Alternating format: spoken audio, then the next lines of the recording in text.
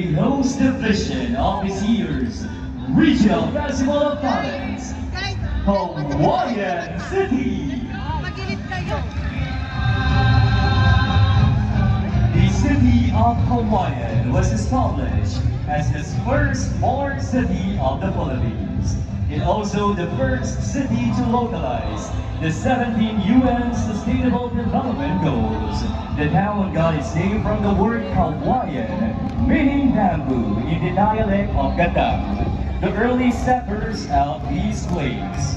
From a highly agricultural city, the city ramped up to innovation and transformed the landscape into a smart and sustainable one. Hawaiian City has a Hispanic church and ruins of its grandeur past, the indigenous Gaddang culture and natural tourist spots.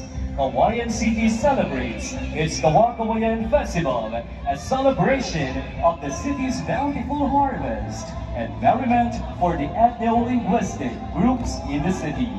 It is where innovation meets history and culture. Experience Hawaiianians' brand of hospitality sa Hawaiian City, una ka dito!